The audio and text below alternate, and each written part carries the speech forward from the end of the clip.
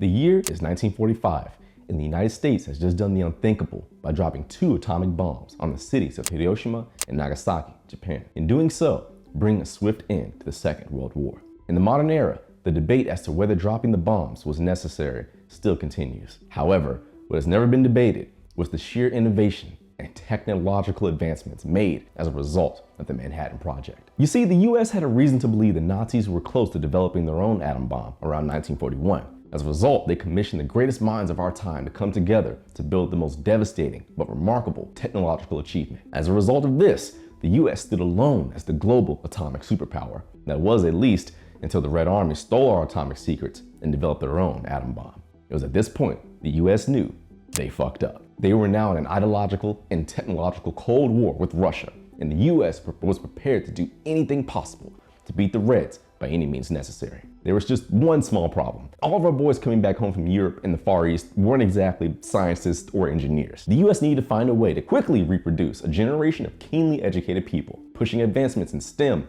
and other fields in the hopes of developing the next great generation of minds. However, fast forward to 2024, and we are looking at the greatest debt burden of any country's history. A generation of young people so far in debt, they forego starting families, buying homes, or even moving out of their parents' homes. As well, we have the most educated generation in our nation's history, at a time where more and more companies are removing the requirement for college degrees entirely. So what exactly did we gain from this? And how did we get here? Well, that's the topic for today's video. Student loans, the business of financial slavery. My name is Mark, and welcome to my channel. I make deep dives into the world of money, power, and business, empowering you, my cherished viewer, with all the tools you need to take control of your financial future. Be sure to hit the like button and subscribe, as doing so helps my channel push through the YouTube algorithm. Now tap in, and I'll explain.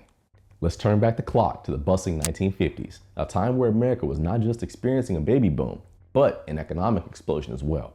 Jazz was on the radio, tail fins were on cars, and optimism was in the air.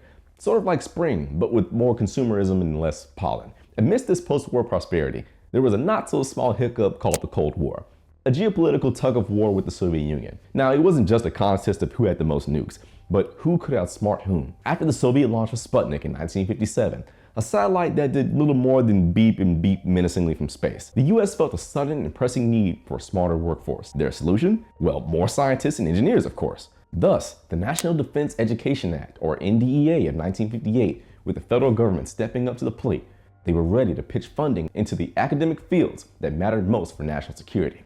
Think of it as Uncle Sam playing matchmaker between young minds and college degrees, with a sweet dowry of student loans. The pitch was pretty straightforward. We as the government will help you pay for school, and you help us beat the Soviets. By providing student loans, the government aimed to democratize access to higher education, turning the key to the ivory towers for many Americans for generations. Education was for the masses, they said. It was an ideal as glossy as a 1950s Cadillac showroom. But as the gears of time churned, these intentions began to reveal a shadowy underside. What started as a strategic move to bolster the nation's intellectual capital slowly morphed into a sprawling financial burden for generations. This noble effort, initially a beacon of progress, started to cast long shadows over the financial futures of countless students. Yes, ladies and gentlemen, while the NDEA was a spotlight on the path of progress, it also came with some deep and menacing shadows. As we'll discover, every silver lining has a cloud, and in this tale, those clouds are not lined with silver, but with student loan bills.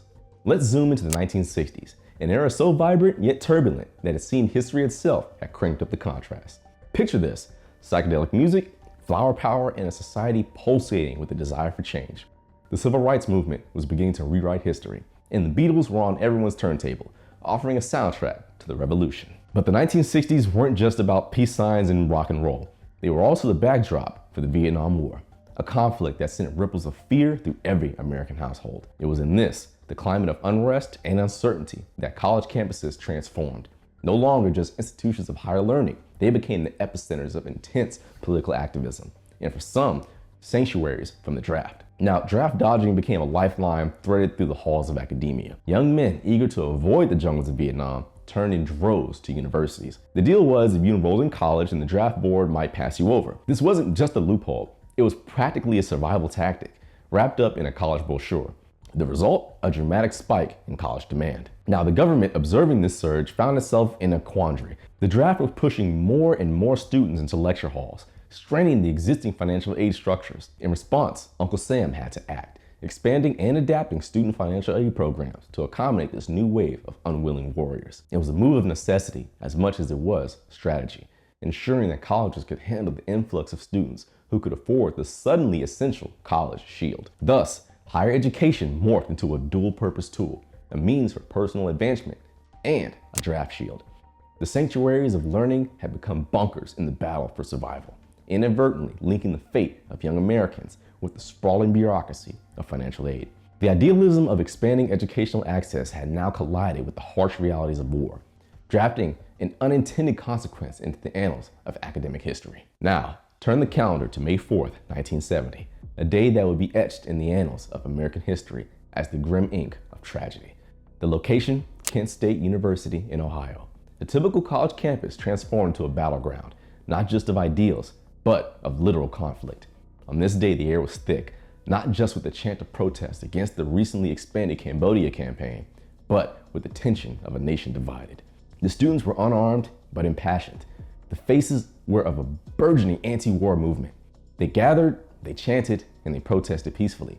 Their only weapons were placards and voices raised in dissent against a war that had the US crawl into the heart of Cambodia, igniting further outrage across what was already a fractured nation. And then came the response, one that would reverberate through the country's collective consciousness for decades to come. National Guardsmen called onto the college campus to quell the unrest, opened fire. When the smoke cleared, 4 students lay dead. This wasn't just a tragedy, it was a national shock.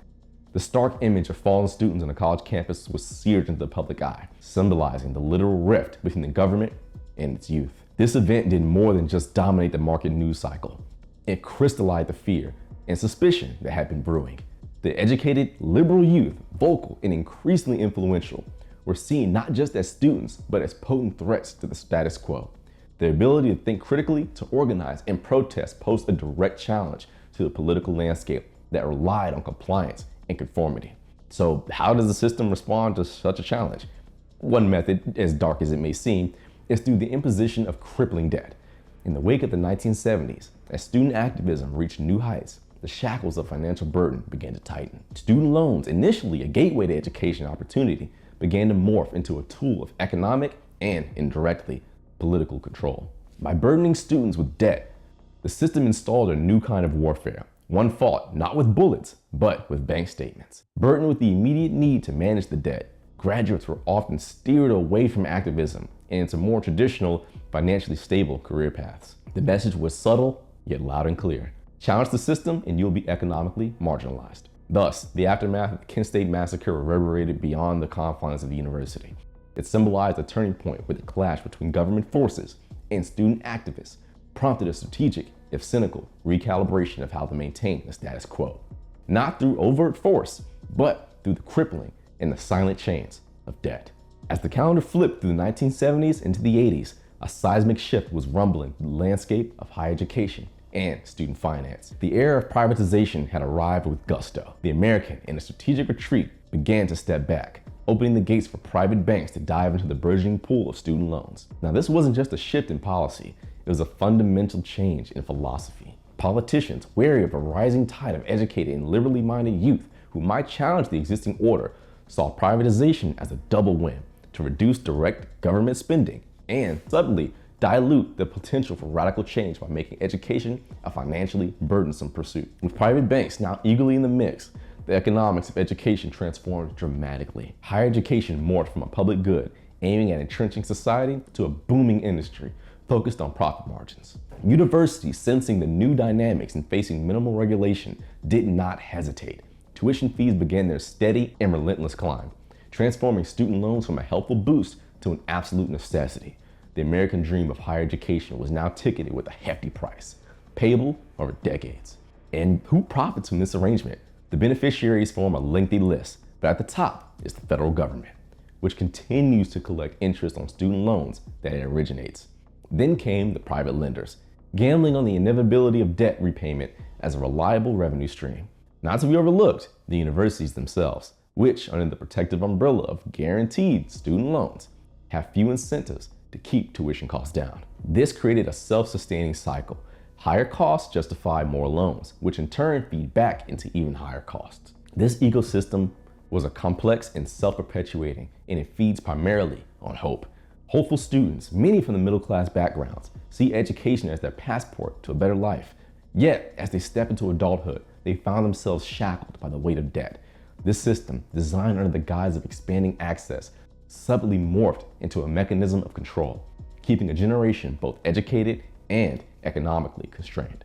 As we land in today's era, the student loan landscape is more daunting than ever. A staggering sum hovering around $1.75 trillion burdens over 45 million American borrowers across the United States. This isn't just a number, it's a monumental testament to the depth of this crisis. The sheer scale of this debt surpasses auto loans and credit card debt, standing as the second largest form of consumer debt behind only mortgages.